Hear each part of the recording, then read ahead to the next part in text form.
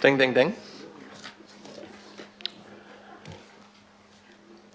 Right, let's rock and roll again. So we're up to item 5, which is public input. I have one deferred request, and that was the Extinction Rebellion Tamaki Makaurau, Auckland. And the reason for that deferral is it's discussing council budgetary stuff that's more appropriate for the incoming council. And they have presented, as you know, to the Climate Change Committee recently. So they'll be back after the election, basically. So moving on to our accepted requests, and we have 3 of those. So just to let you guys know, we've got 5 minutes for each public forum item and then questions after you've done with your presentation. So Sandra has a bell. I think you'll ding it once at 4, eh? How about that? That's cool, perfect. So first and foremost, 5.1, Frank Lombard. Kia ora, yeah, come up to the table, thank you.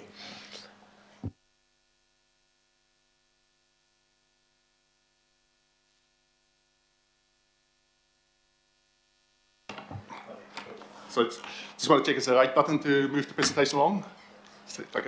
Okay, thank you, councillors, for the opportunity to come and present here. So there's a couple of us from the Sunny Hills community, and we just want to present on the community feeling on the park is proposed to be sold. So just a very quick one. 60 years ago, Lou and Iris Fisher subdivided the land, and as part of their resource consent, they had to cede a certain amount of public space to the community. So the question I've got is, if the council proposing to sell this reserve, is the council not breaching the resource consent of our subdivision? Because nowhere have I seen that the resource consent has been altered for our subdivision. So that's one point. There was overwhelming community feedback against it. There was, after 1,145 submissions to the council, and a majority of those actually named 9R Fortyfoot Lane as a reserve. We had over 700 submissions purely from that we've collected from our community that we've submitted to the council. So not one person submitted to say, please, can we sell it? The other point that was brought out in front of the independent commissioners, the hearing, that the council's, the policy they've used to assess the criteria for sale is actually an acquisition criteria. The council has not got a policy that's to look at it to be dispose of assets. And the council officers at the hearing actually did admit that most of the pocket parks created 50, 60 years ago would not be created under the current policy these days. So it's wonderful kind of during the whole proposal, so not one council officer actually visited the local community to look at what the impact would be on the local community. So they made a statement to say, as part of it, the current area is not scheduled for any development or highly intensification. But if I look at where the park is, around the area, there's been in the last 4 or 5 years, 8 houses have been removed and 24 new builds has been completed. There's 8 construction zones right at the moment, and there's 31 units or houses under construction on that. And there's another 3 where the resource consent has been once been applied for, 10 units to be built, and 2 others where right next to the park, where it's been applied for 12 units to be going in. So if we look at it, business officers in the local area, all the sections I've marked in yellow there is where development has happened. As you can see, it's highly concentrated around 40-foot Lane Park, because a lot of developers are targeting the big sections there and the open space. 40-foot Lane is a very narrow little cul-de-sac. As you can see, the top left-hand side, it's pretty much if cars are parked on the road already. It's a one-way in, one-way out. As you can see, the bottom photo, that's happening on a regular basis weekly. If there's any cars parked in the turning circle, council services can't turn around, use the council service to pick up bins. That rubbish truck nearly came all the way to my retaining wall to pick up the bins that was parked in there. So the cul-de-sac can't take any more houses. And then with the intensification that's happening in the area, the pocket parks becomes a lot more valuable for the community. As can be seen by the council's principal urban designer, George Weeks, said, plentiful, accessible public spaces are essential for this and simply not a nice to have, but greenery is good for us. And the same with Alex Tang, the Chief Sustainability Officer from the council, said, green spaces will help the city become a low carbon region. So pocket park serves the local community very well. It's a safe park, it's 90% fenced. Locals from all around the community can bring their dogs there, they play with the dogs. Some afternoons there's 5, 6 dogs running around chasing balls. There's no major roads around. It's safe for kids to play. The alternative park that the council proposed was on the boulevard, which has got a slope towards a boulevard road, which is a busy road. There's no footpath next to it, so if kids are running after a ball, the next moment they'll be straight into the road. And that just shows that the council officers proposed for it to be sold did not visit the local community to see what's the needs of the local community. And then another point is just the mixed messaging we're getting from the council. During the last 18 months, the council has declared an emergency, climate emergency. We're looking at, but at the same time, we're selling green space. So it's mixed messaging for the community. And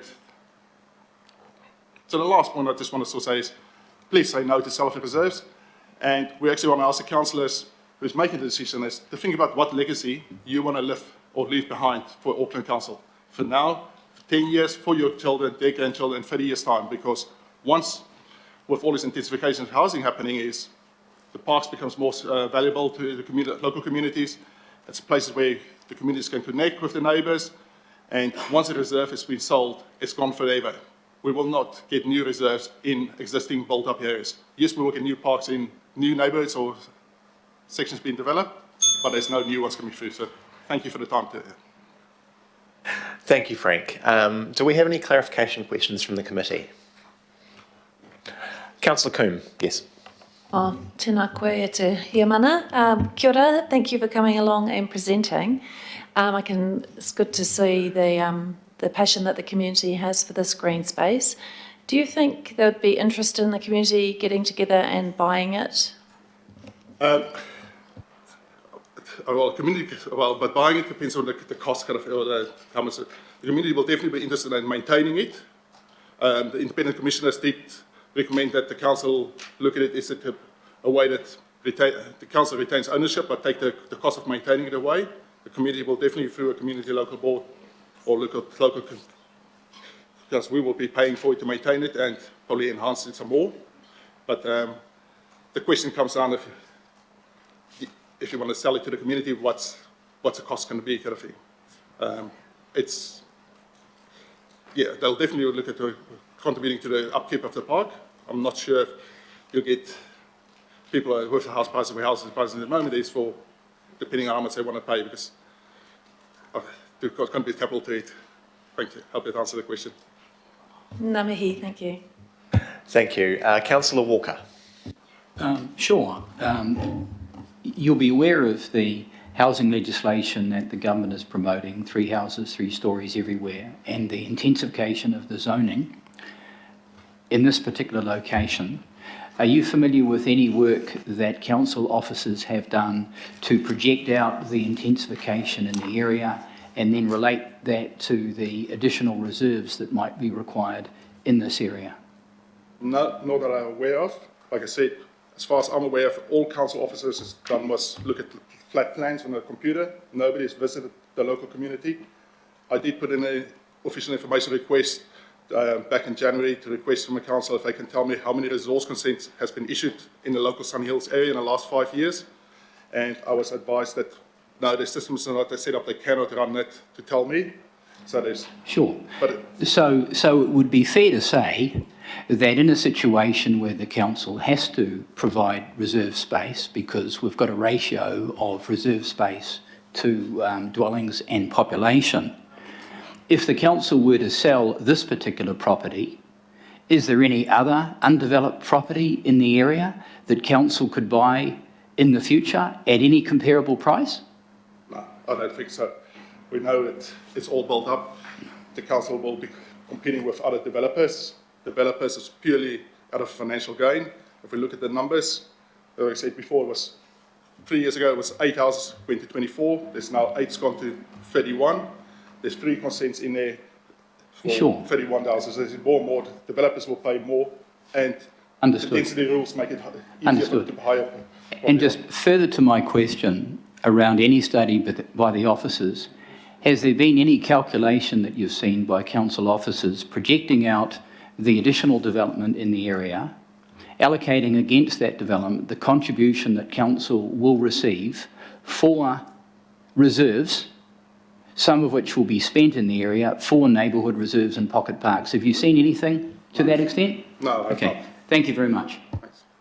Thank you, Councillor Walker. Do we have any more questions? Nothing online? Okay, fantastic. Thank you, Frank. Thanks for presenting. Now, we're going to do public input one by one in terms of moving and seconding today. So I will ask Councillor Stewart and Councillor Young to move and second. Is that all right? Awesome. All those in favour say aye. Aye. Opposed? Carried. Thank you. Fantastic. You may note I'm fairly liberal with my questioning, but I'll ask councillors not to use it as a time for debate because we have time for that later as well. 5.2, Steve and Louise Stickland. Kia ora.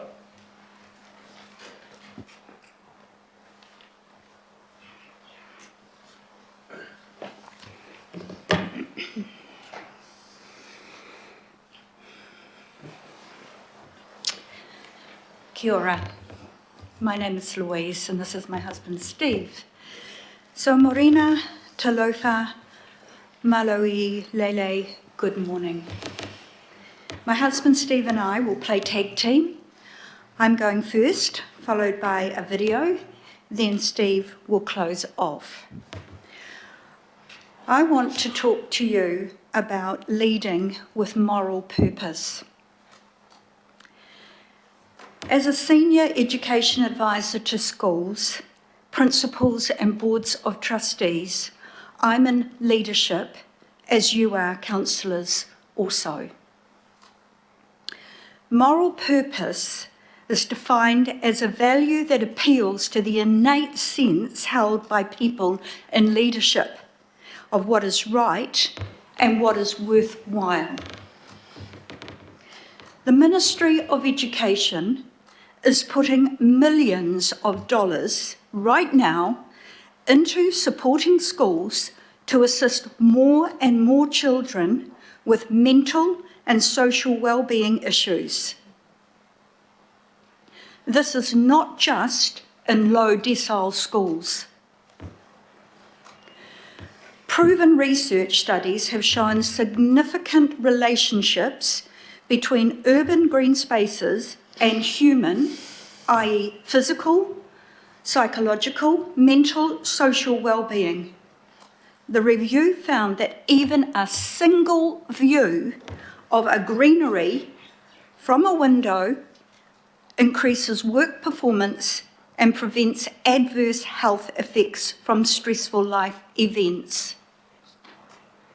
So green spaces provide a peaceful platform to be relaxed for human, physiological and mental well-being.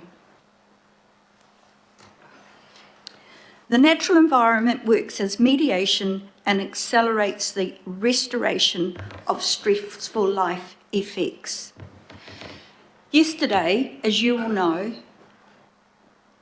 we started term 3. Most schools at the moment have little more than 50% return of their students. We have students sitting in homes who have anxiety. They are not wanting to return to the classroom.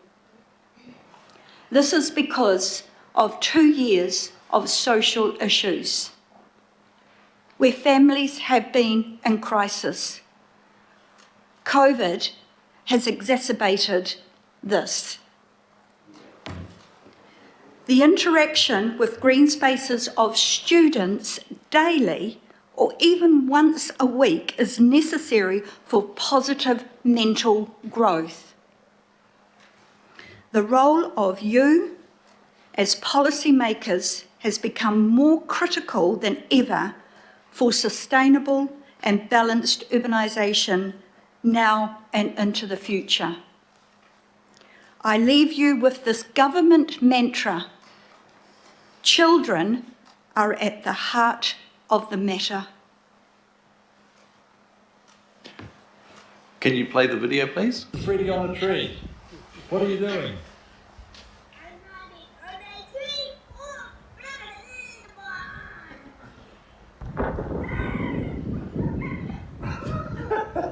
It's a Japanese cedar tree. He's already tired out, isn't he?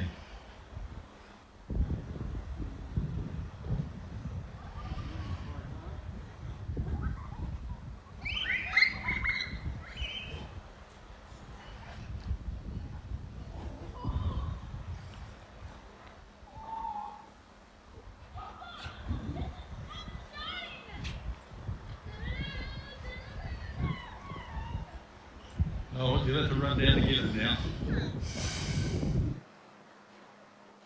They're my grandchildren. I've got 6 of them, not quite all of them there. And the first thing they want to do, notice they're in their school uniforms, is come and play on that reserve. Straight after school. So on your email signature, on the email signature of every council representative, I see this statement, championing inclusive democracy and the public voice for diverse communities of Tamaki Makaurau. If this is your mission statement, some of you are failing to listen. And it's now time to lift your game. Children and young people are a silent part of our diverse community. I've shown you videos of my grandchildren running and climbing a tree and playing with a miniature poodle on 40-foot Lane Park. I believe open spaces for children and grandchildren are what it's all about. Open green spaces are essential for the development of healthy minds and the physical well-being of children, our youth, and in fact, all of us. This reserve is also a meeting place for our community. Isn't that what it's all about? Protecting our green space is more important than ever, and it needs to be a renewed priority of the council. The government has changed the rules on you. Please support the motion from Councillor Stewart to revoke the resolution relating to 9 40-foot Lane. Every one of you needs to support this. Thank you, Steve and Louise. Thank you very much for that. I'll put it through to clarification questions, and I have one so far. Councillor Newman online. Yeah, look, thank you, Steve and Louise. When I was a kid, I would play cricket on a park like that until it got dark. If you could, if your grandkids could get away with playing at that particular park until what hour of the day, how long will they be out there on a general school day after school?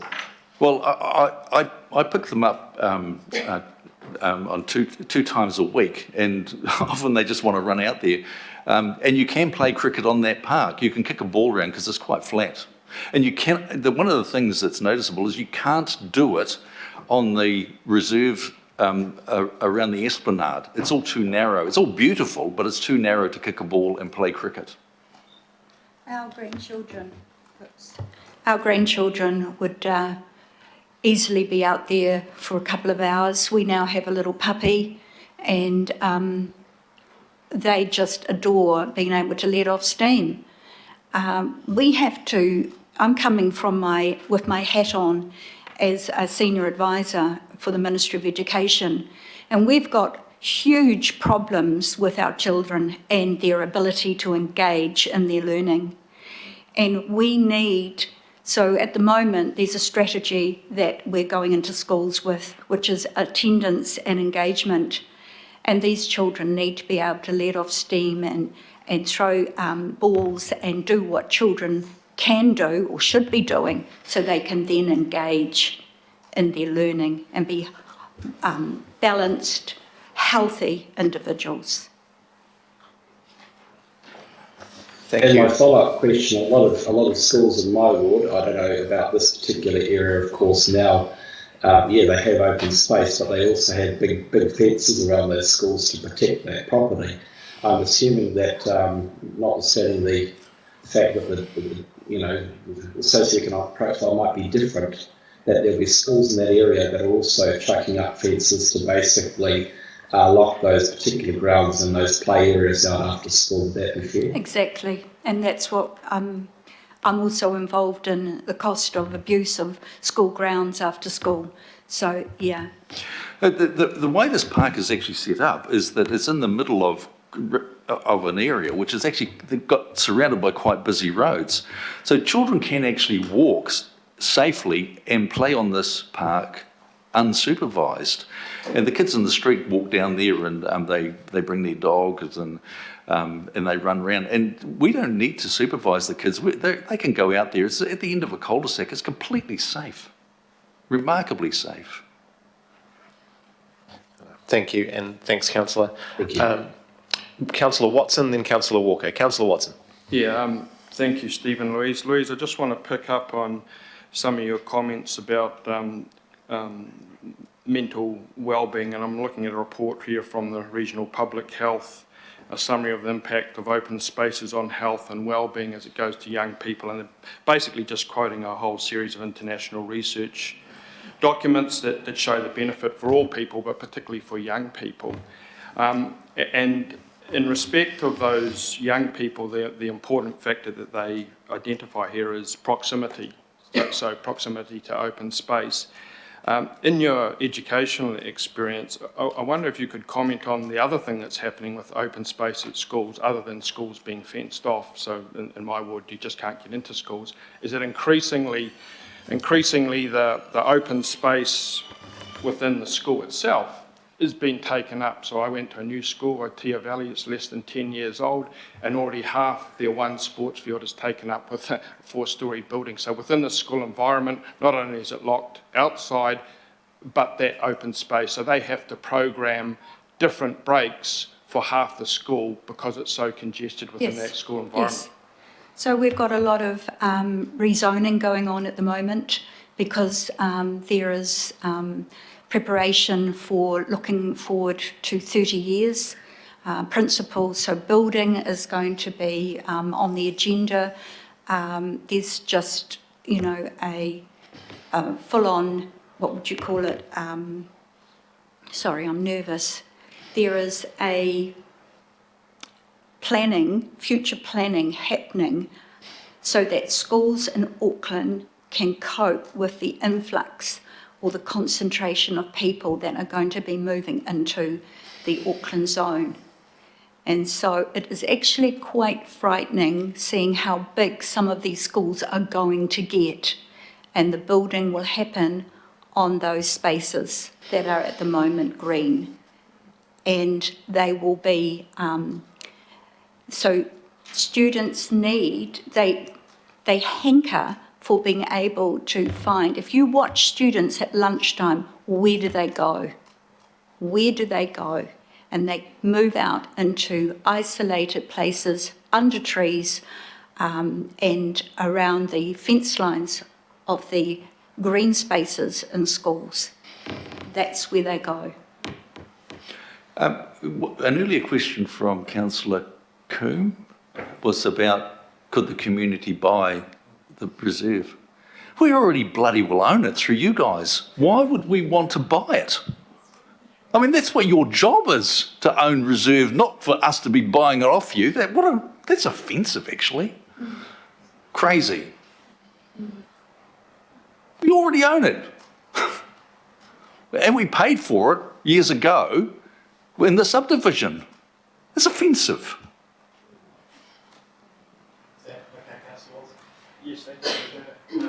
Councillor Walker. I have visited the reserve and walked on it, and I have a number of questions that go to the needs of children. So, is it fair to say that the reserve is looked over by neighbouring properties and the consequences that enhances its safety? I'll just go through the questions and you can pick up on them. Is it also true that the reserve has trees that are suitable for climbing, such as that cryptomeria that you... That's on the reserve. And the reserve is drained. In point of fact, it has a slight slope, so that actually is quite conducive to drainage and all year round use. And I'd just like you to reconfirm that it's an incredibly easy reserve for young people to get to safely, walking and cycling. Are all of those things the case, and is there anything that you would add to that?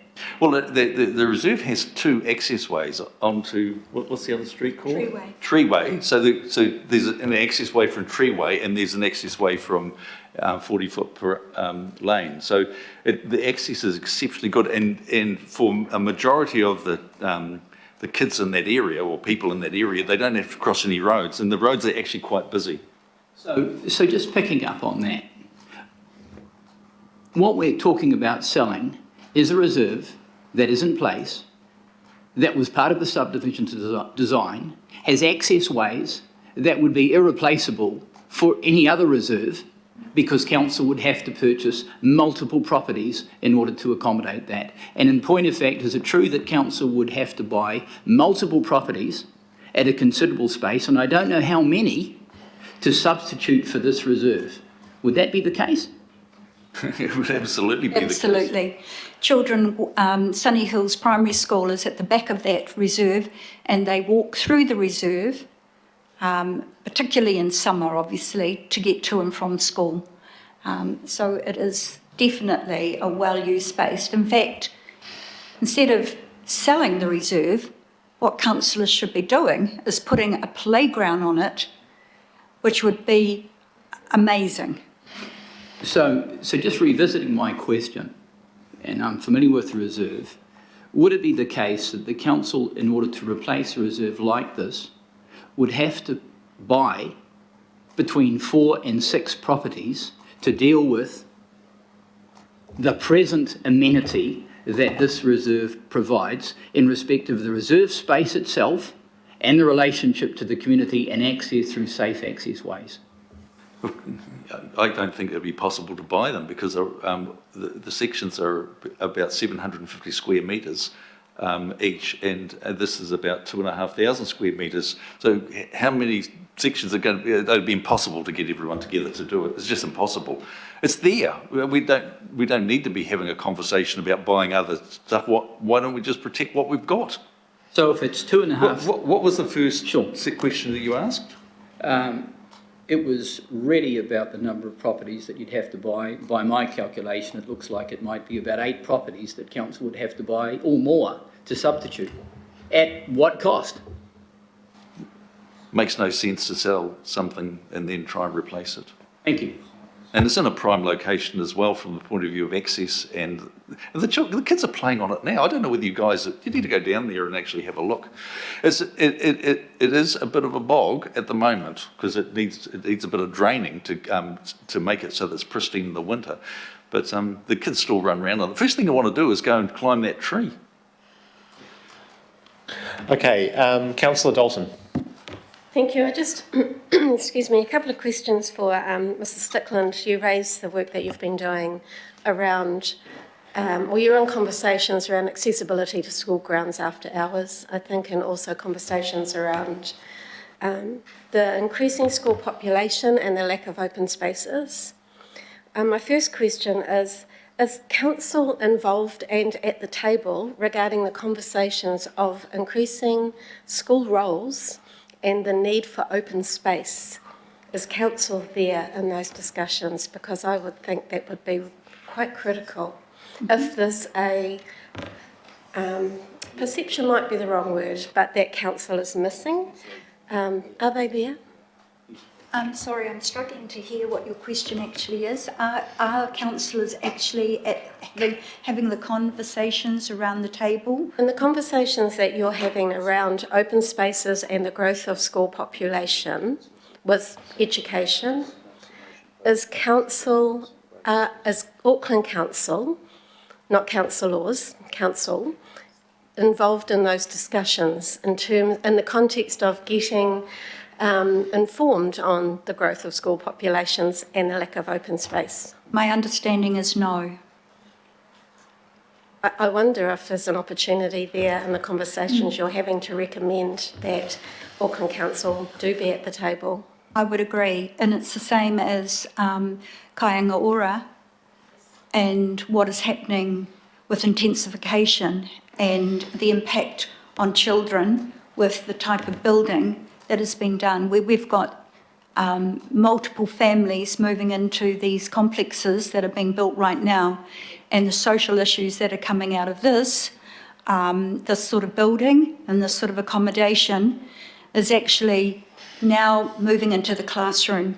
And it is the teacher and the principals that are dealing with children who are absolutely, they're damaged psychologically because of what they're seeing in this concentrated building. They're also transient families because they have to move around as they can find the accommodation with kāinga ora. So we actually, I want to come back to what I started with is moral purpose. And as leaders, we need to make the right decision. Thank you. Also grandmother of 6 children and from the south, which is experiencing significant issues, just like you've explained, perhaps a bit more transient. My second question for you, in the discussions that you've had about opening school grounds to community, it's something I'm really interested in. Where is that partnership between local and central government? And if it's not your question to answer, that's fine. Into giving access, and this isn't so much about, you've talked about mental health of our children. This is probably more about the organised sports because of the assets that our taxpayers' money have funded. So the accessibility to what we have paid for ourselves, all of us, to our young people outside of school hours, is that part of the conversations that you're having in those discussions around accessibility to school grounds? This is my personal opinion and not the opinion of the Ministry of Education. But there seems to be a disconnect with what is happening, where decision makers down in Wellington make decisions for Tamaki Makaurau. That's a very consistent and accurate answer. And thank you. That is my personal opinion. My last question is just with regard to Naina Fortyfoot Lane, what is the reach of community around the area that is using that particular reserve? This would go probably, I would say, Fortyfoot Lane. It would go the boulevard. It would then go back into Treeway. Fisher Parade. And Fisher Parade. The other thing is that access across Treeway is that's got traffic islands in it to slow the traffic. So we're talking about safety of the little older children, you know, like my granddaughter's, the oldest granddaughter's 10, so 10-year-olds and above could go to that reserve from some of the other streets. I certainly would be unhappy with them crossing the boulevard or crossing Fisher Parade, but it's very, very central. And the thing is that, you know, your next speaker, Leon, he looks over that. He and his wife, so anything untoward would happen, he would be onto it straight away. And Frank also looks onto it as well. It's got a lovely openness about it. It's not something that you would suspect that people would lurk in who might have ill intentions. Yeah. The other thing, at the end of 40-foot Lane, between the reserve and where we live, there's a driveway. Behind that, there are 2 sections that the developer owns. One of them is about 1,500 square metres. There's a total of about 2,500 square metres. And they're just starting to bore holes in the ground to do a development on that. Lord knows how many houses will be on that, but that is going to happen immediately behind us. And so there could be 10 to 15 houses on there. I can't imagine what rates the council is going to get from that. It'll certainly help pay for the maintenance of that reserve, but also the intensification. That where are the children going to go and play? You know, they have no garages, a lot of these houses, so they don't have any outside play areas. So we don't have it. We're on a 300 square metre site, and there's no play area around our home. That's why we chose it. We're a bit older now. We don't want the effort of mowing lawns. Thank you very much. Okay, councillors, I've got 3 more questioners, so I'll just ask us to keep it as tight as we can. Councillor Coombe. Thanks, Chair. Tēnā kōrua, Stephen Louise. Thank you for coming along and presenting. In terms of looking at options, I'm interested in exploring options, and I totally understand you didn't like the suggestion of community purchase. That was it's just looking at what those options might be. So nothing's on the table, of course. So if you feel that that's not an option, that's fine. But we are, for example, just finish my question. So, Council, you might have heard of the Kohimarama Forest, and we're looking at options of where we. Councillor. Not even. Well, I was using it as an example. I'm just using it as an example. We don't necessarily need that example. Okay. Yeah. Go to the question. Thank you. So there are examples across Auckland where council can partner around open space. So you don't need to answer this question now, but I'm interested in exploring what those options might be. Well, we're interested in you keeping the reserve and then us engaging with the community to see what is possible. I went to Japan about 25 years ago and was in Tokyo, and I was amazed at the greenness of Tokyo, and it has reserves everywhere. And the forefathers back in the 1600s, when they developed that city, had the foresight to put them there. And there's all this massive high-rise development going on, and they've got green spaces. They're buying more. They bought one 2,500 square metres only about 10 years ago. And so they're developing them. They're putting more in where they can get hold of them. They're certainly not selling them. Thank you. Just wanted to clarify that. Thank you, Councillor. Councillor Sayers. Thank you very much, Mr. Chair. My question is just really a clarification question. Just listening to the answers, Chair, so if you can just indulge me, I just want to be very clear about the presentation. Look, I have visited the reserve, so my question is about not only retaining the current green spaces, obviously the thrust of your presentation here, and thank you, I do take on the points that you've made about it might be nice if it was retained, but need further development with drainage and maybe a playground. But my question is, do we not only need to keep this space for the current population, and I take on the point about the school children and the needs and the moral purpose here from the presenters, Mr. Chair, but there's also the current situation, but there's also potential growth. So specifically my question is, if this notice of motion is successful and this part is retained, is that ample green space for that community for the foreseeable future, i.e., or do we need to be looking for more green space as well? So I'd just like to be clear on that. I have a quote, and you shouldn't do nothing because you can only do a little. Keeping what we've got is doing the little bit. And from what I understand, council's finances are really stretched, and I think it's unlikely that council's going to be buying more property. The developer in 14, which is just adjacent to this, it'd be great if they bought that and expanded the reserve, but I can't see that happening. Okay, is that enough, Councillor Sayers? I think it's probably not as direct as a question, but I'm interpreting that, keeping what we've got will be enough. Getting more is going to be difficult. Yeah, thanks. Well, more would be better, but what we've got, you can kick a ball. It's 2,500 square metres, and you can play cricket on there. Well, I'm not sure what else you need. It services that local community, and so it is actually for the locals. There are quite a few, and there are going to be one heck of a lot more. 14 is the number of sections in our street, and each one could have 4 or 5 on it in the future. And we're not talking about in the next 2 or 3 years. We're talking about in the next 50, 100, 500 years. Yes. No, well noted. Yeah, thank you very much for your response there. That is helpful. Thank you, Chair.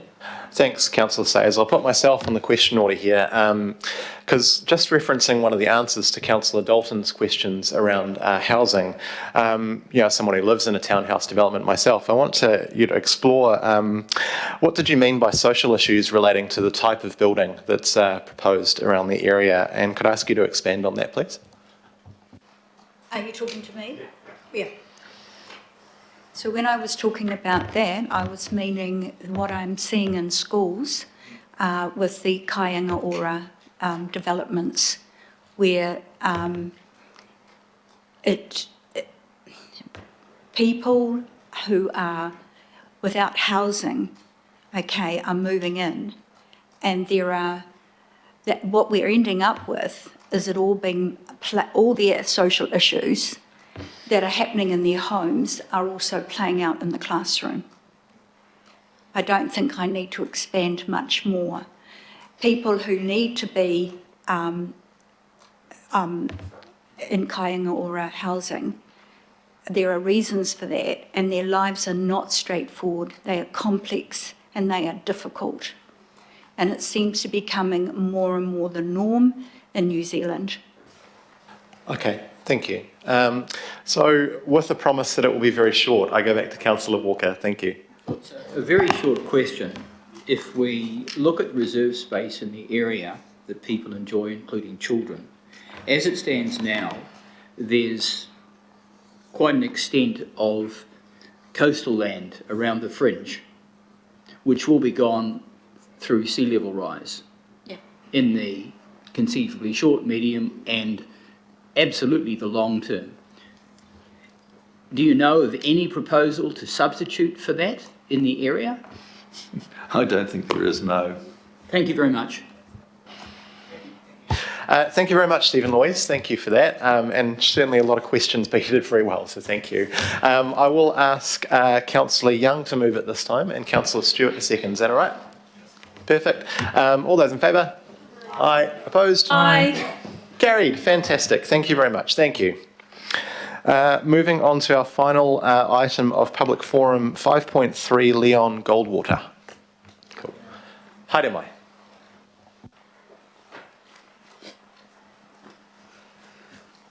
Good morning, I'm Leon Goldwater. I'm a resident in Fortyfoot Lane. Fortyfoot Lane Reserve is a well-used and much-loved reserve. Well used, you just need to look out there and see the activities going on. People meeting, people picnicking, dogs playing, children playing, people using it as a thoroughfare to go to school. The much loved bit was, I learnt about that when we went to collect submissions for the Auckland Council, submissions that we shouldn't sell the reserve. And collecting submissions was the easiest job I've ever done. We collected many hundred submissions, and there was only one person not in favour of retaining the reserve. That person was a developer, a housing developer, who saw a chance for business for himself. But he did say, I see your point. Many of these people who gave submissions to the council were very angry with the council, angry because they saw that as the council selling off their green spaces, which they already owned. And the submissions were a compelling and unanimous opinion that we should keep these reserves, in particular 40-foot. My wife and I moved to 40-foot Lane 2 years ago, and part of the reason we went there was the charm of the reserve. We are really gutted at the thought that we could lose that reserve. If we should lose it, we have decided that we will make plans to leave Auckland City. If we do keep the reserve, we have decided we will in conjunction with council, start fundraising in our local community for a playground to go in one corner of the reserve, which would enhance its already beauty and use. So I urge us all to support Sharon Stewart's motion.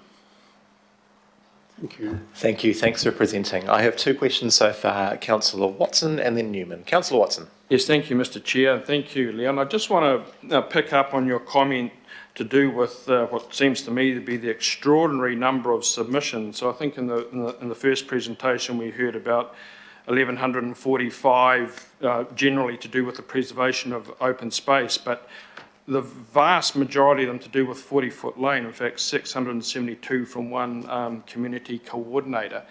That would seem to me to be an extraordinary expression of community interest in this one particular, this particular location, given that often local boards, participation rates can be quite low. Why do you think there was that huge response generally, but also particularly in respect of 40-foot lane? Well, because it is a well-loved green space in the Sunny Hills area. Everybody knows about it, and everybody would be very sad to see it go as a green space. Yeah. Thank you. Moving on to Councillor Newman. Yeah, look, thank you, Mr. Goldwater. I mean, a cynical line emerging this morning, I think, is that it's up to the Ministry of Education to open up its grounds after hours for kids. Of course, the school boards need to protect their respective campuses. I think that's cynical. What I'd like to do, Mr. Goldwater, is get your understanding as to what, I'd like to ask you, do you believe it's the core purpose and function of municipal and regional government to retain parks and open space for its communities? We have the Reserves Act. This has been a function of local government for a long time now, although that is obviously appears to be changing. Do you think it's a core role for us, or do we have to simply just go cap in hand to the ministry and say, look, we can't do it anymore, so please open up your grounds? I think it's as important a part of the city infrastructure as a rubbish collection and water supply and public transport. It's all part of what makes life happen or not happen. As Louise, previous to me, pointed out, it's an important, reserves are important for our mind, if not for our bodies. So we have to have green space, and of course they are important for our bodies in terms of exercise and in terms of environmental protection, in terms of absorbing greenhouse gases and minimising climate change. Okay, is that us? Yep. Cool, excellent. No, Mr. Goldwater is very compelling. Thank you. Thank you, Councillor. Do we have any other questions? Okay, fantastic. Thank you, Leon. Thanks for coming in. Cool. So I will, and you know what, we'll go back to Councillor Stewart and Councillor Young. Do you want to move and do you want a second? Fantastic. Very easy. All those in favour say aye. Aye. Opposed? Carried. Thanks everyone for coming in. I know it's tough to give up your time and, we really appreciate your insight. Thank you.